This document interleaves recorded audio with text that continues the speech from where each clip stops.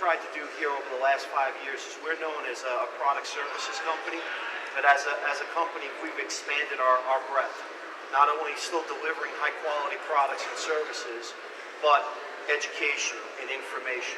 So we're very proud to develop our pawnbroker development platform now, where it's not only open for pawnmaster customers, but it's for all customers, you know, even the competition. So we brought Corby Logue in here as a full-time employee. Corby has manned every position in a pawn shop you can imagine, but for the last 10 years he's been the COO of a 33-store chain throughout Arizona, Texas, and I believe in North Carolina as well. So Corby's heading up our pawnbroker development program. He's building a team, and basically what we want to do today is give you a little sample of what that program is going to look like. Our philosophy has always been about you, the customer, and not us, the company. I think that translates into why we have over 3,500 customers, and we are the preeminent leader in this space. So today, our goal is really to talk about getting back to basics, right? Getting back to basics, the pawn industry. Corby's going to come up here and give you some simple tips and tricks, not only in and around the store, but beyond the store. So with that being said, I'd like to introduce Corby Logue.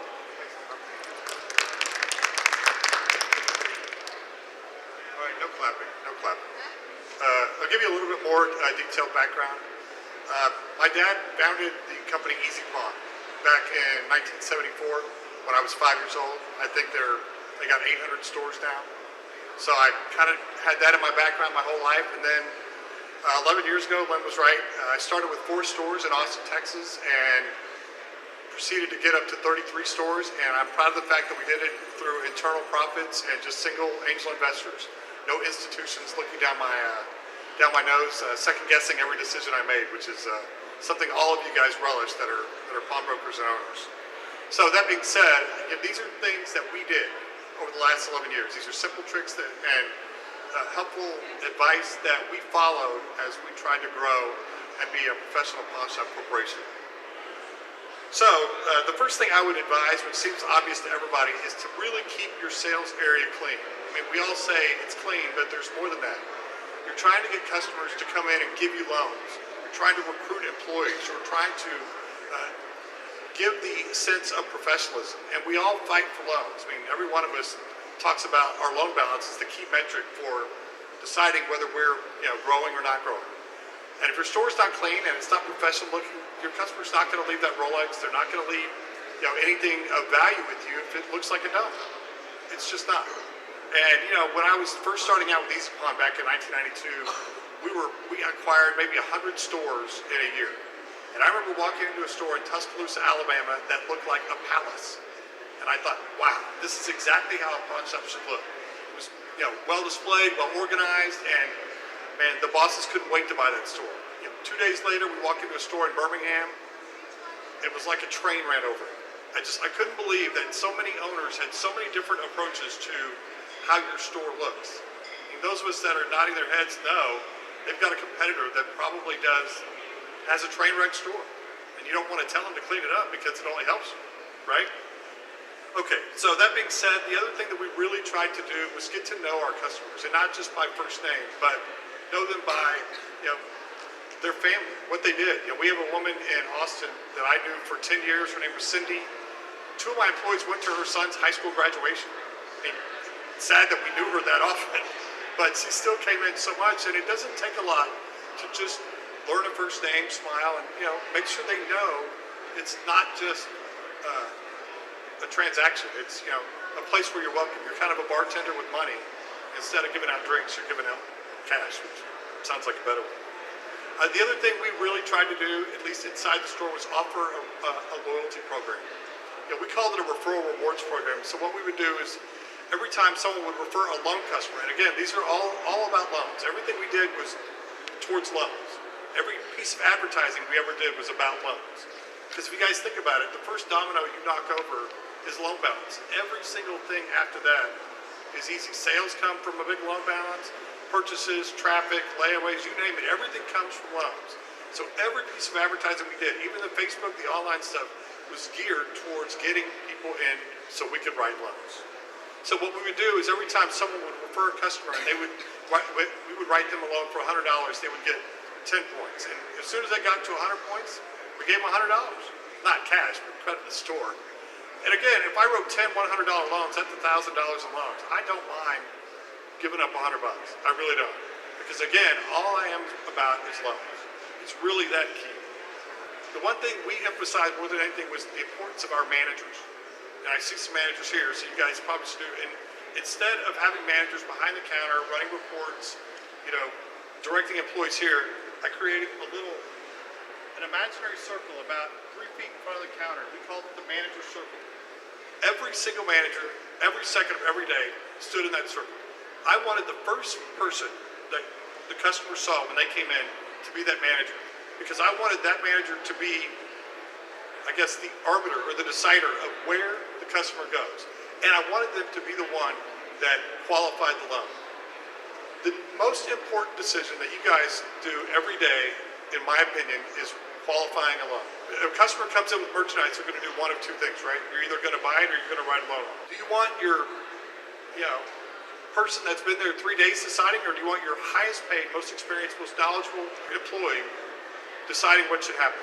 And again, part of qualifying the loan is asking one simple question. And again, I've heard this 100 different ways, but I'm telling you the way that I feel like is the best. So for people that are first-time customers, I don't want them to hear pawn. They know they're coming into a pawn shop. I just want my managers to ask, do you want to sell it? That's it. Do you want to sell it? And then you just sort of, you keep asking, but it's not, do you want to pawn or sell it? Do you want to pawn it? Have you pawned it before? It's, do you want to sell it? I mean, what you're really trying to find is how much that customer values his or her merchandise. I mean, we all know the tricks, and once you get them in, if it's a guitar, you can get them to play it, see if they really love it. I mean, if it's a wedding ring and you take it off and they've got the little white strip on there, chances are they're coming back. But I can't emphasize this enough. I want the manager right there in front of the counter, and I want the manager to ask, do you want to sell it? That's it. The difference is how much you pay. Obviously, if it's a purchase, you kind of know where to go from there. If it's a loan, then you try and upsell the loan. We all look at credit history, customer history. So would you rather sit for 30 days or would you rather sit for 90 days? I mean, if it's a buy and you write it as a loan, you're just wasting 60 days. And you're wasting probably $10 to $20 per transaction on what you put into it. Again, I'm going to go back to this. Do you want to sell it? And you guys can argue that it's just semantics, but to me, it's not. I mean, that was I wouldn't write a manager up for that, but it certainly was something we would talk about because it's the first thing they learn. Okay, after that, we upsell the loan. We try and add as much as we can. I mean, think about it. If you've got 1,500 loans and I think the average is about 1,500 to 1,800 single loans in a store in the United States, I mean, specific loans. I mean, what if you took $5 or $10 and added that to every single loan you wrote? In some states like Florida, I mean, that's another $3,000 or $4,000 a month in finance charge. That's $50,000 a year, just because you had your manager as the one making that decision, doing that transaction. We were just 90 days, 20% down. You got to pay the balance every 30 days. But what I always wanted my employees to do was make sure every single customer knew what the cost was at 10% down. I mean, 10% is easy to do, but 20%, and you find people scratching their heads, their ears start bleeding. You're like, okay, careful. So the customers had to know what it cost, because a lot of times this stuff is an impulse buy, right? I mean, you put your jewelry by the counter for that reason, so that people will turn around while they're waiting and look at jewelry like, oh, I want to get that one. But they don't always have exactly what you need. And so what we would do is we reimbursed our employees the exact same for a layaway sale as they do for a regular sale. I mean, it seems counterintuitive because we're pawnbrokers and we love cash, right? But, I mean, what's the benefit, Nancy, to having somebody do a layaway sale? They come back. I mean, the average is 3.3 visits to close out a layaway sale. That's 3.3 opportunities to get someone to buy something else. So if you're not compensating your employees on layaways, I would encourage it. We paid the exact same. So, I mean, the big companies will only pay commission on the amount you get down. I think this is how they do it. Like, you have a $1,000 layaway, they get $200 down. The employee only gets commission on the $200. We paid commission on the full $1,000 because I want a layaway as much as I want a regular sale. And again, after that layaway is written, it's not the employee's job to make sure that gets in. I mean, that's the manager's job. I mean, they're the one that's supposed to make the layaway calls. So again, I would encourage the layaway sales as much as you can. And along those lines, if you don't have your employees doing want lists, meaning getting a name and number from every single customer that comes in, I suggest, I mean, we made it mandatory. If somebody comes in, I mean, I don't know what the average is, but often somebody comes in and you don't have what they want, right? First time. So you get a name and a number, and you write it down, and each employee at our stores kept an Excel spreadsheet hidden. I mean, I wanted them to own it, of a list of things. So when the pull list came out every day, they knew exactly, they were looking, and if something matched me, they were on the phone. And I wanted it. And if you had Pawnmaster, you could put that name and number into Pawnmaster, and it will send a text to the customer as soon as that item shows up. And then your employee follows it up with a phone call. And before you know it, that customer is in the store and happy that you remember. Every employee had to get 3 to 4 names every day before they could go home. And if they didn't have it, they had to stay until they got it. And I wasn't paying them for the time afterwards. It's in their job description. 3 or 4 names every day. I mean, it's just required. If you don't have texting, I would suggest it. Ours were 90-day loans, and we would send a text at day 78, which is 12 days, gives them enough time. And then for layaways, we would send it at day 28, day 58, day 78, or day 88. And I probably had my pickup rate grow 6 to 8% inside of 6 months after setting up the text function. And I think our company average by the time I left in December was 88% pickup rate nationwide. I mean, the average is 79% as a country, and so we were almost 10 points higher, and that really didn't start until we added the text function. So if you don't have it, I would suggest it. The last thing that I hear going across the country is the big issue for everybody, and I'm going to see some nodding heads, is aging inventory. Especially hard goods. I mean, jewelry is liquid, that's cash. You can just trade it anytime you want. If you do firearms, I mean, it's the United States, not Canada. We're obsessed with firearms. We don't have any trouble selling those, especially in Montana, right? But the problem we have is aged inventory, and once it gets on the shelf and it sits for a while, most people forget about it, and you can't. Again, Pawnmaster has a feature, and again, other software does it, allows you to run a report on aged inventory. So what we did is every day, the managers would run a report. I wanted to know what just turned 90 days old every day in the store. So that was there for 3 months, which kind of gave me an indication, I need to go reprice this, retouch it, and redisplay it. So every store kept a binder.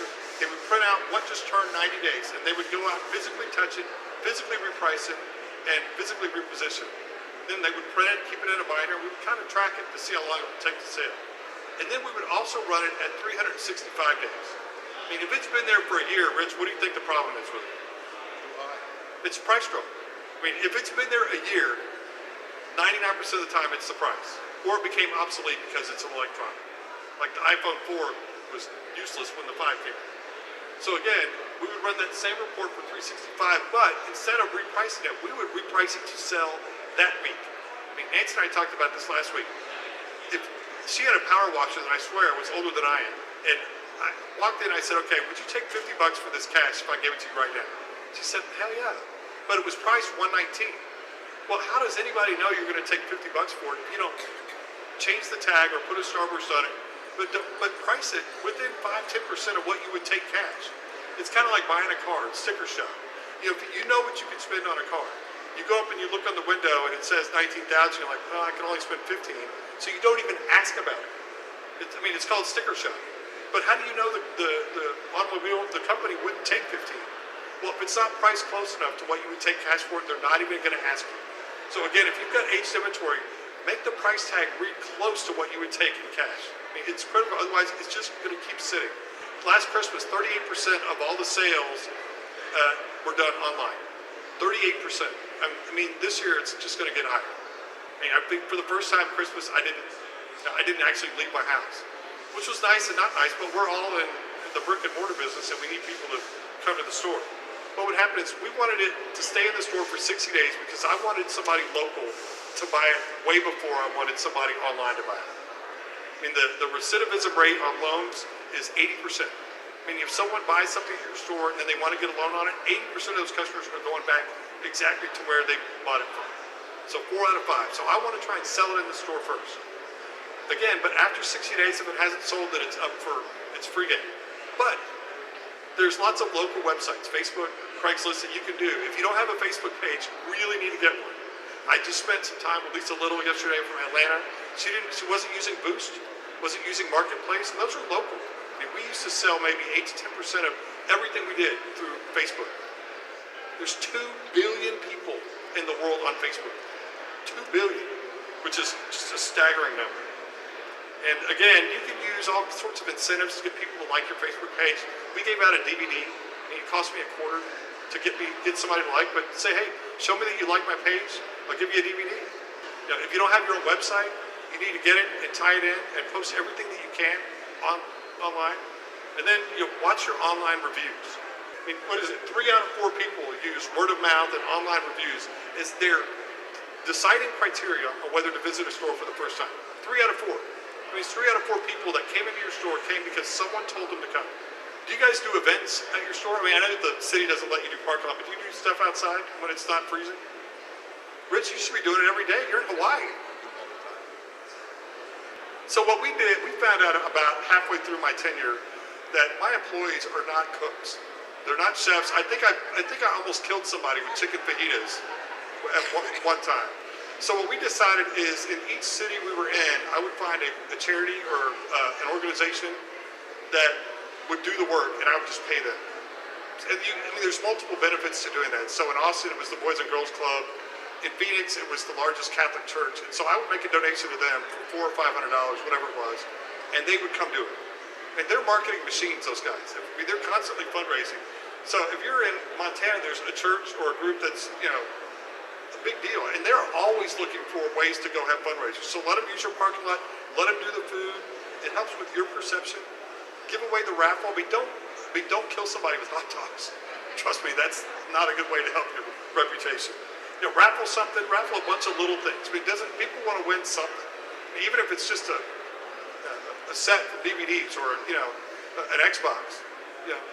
Get somebody else to do the work, get them to market it for you, and then they'll start making your perception in the community a lot better. And so instead of us doing the work, we just sort of third party it. So let me ask you this: who's the competition around you guys? Is there anybody close? First National. First National. You say it like I should know who that is. Of course, First National. So, but do you guys know what they loan on gold? So what we did is we would take a relative or an employee and find a relative and just give them a chain or a bracelet, and every Friday they would go into the competitors. I needed to know. If I'm going to be competitive on jewelry loans, which is at least half our business, I need to know every day what they're loaning. If they have an event coming up, do they have a new manager, new employee? I mean, you got to know what your competition's doing. And it's not dirty pool. It's called, competitive intelligence. You have to know. And it changes. So don't just feel like you can go in every 6 weeks. You got to go all the time. And, the last thing I would say inside the store is you're always kind of trying to sell a future relationship with these guys. You're always trying to sell something. So the reason, again, we had the manager in the circle is I wanted the first and the last person everybody saw to be the manager. And it doesn't take anything more than, hey, thank you for coming. I appreciate your business. My name's Corby. Call me if you need anything. So the first and last person everybody saw was the manager. And it is so key. And again, Nancy, I beat this up because you and I are the last person to talk. Everybody if you have a store and your manager's not the first person they see, I think it just screams disrespect to the customer. I know they get busy. I know they have reports. They've got approvals to do. But gosh, it's so important that they be the face of your store. And give them all the leverage and liberty they need to make decisions. Don't micromanage them. Don't tell them how to do it. Just let them go, right? And let them do what you pay them to do. And again, this could go on forever, but I'm way over time. So again, if you need anything, come by the booth, and nice to talk to you. Thanks, guys. Thank you. Very good. So in closing, basically, talk about the customer life cycle. It's very, very important, guys. All right. I'm in the relationship business. You all are in the relationship business. I just happen to sell software. Okay, and I support the software. I can't tell you how important it is. As a former entrepreneur, way back in the day, it used to be about location, location, location, and location. Still very important. However, some of these other points now have become very strategic in everyone's business because it's about 18% more expensive to go out and find new customers as opposed to keeping customers. So that's our strategy at that age, all right? That's why we push customer support and customer service, because we know that we have other products to sell. But we can't sell products if you're not a customer. So I can't impress enough upon you that location is still very, very important. Your e-commerce presence is very important. How you maintain and treat your customers is very, very, very important. Not to push product, but text messaging. We've got over 700 active customers with our text messaging product. Not only from a wanted items point of view to drive revenue, but the public service announcements and the relationship capabilities. Len comes in, his birthday's June 29th, it's in the system. You send out a text message, hey Len, happy birthday, here's your 10% discount, come on into the shop. So whenever you get an opportunity to touch your customers, you have to, okay? 525, thank you guys for coming out. Hope you have a great day, okay?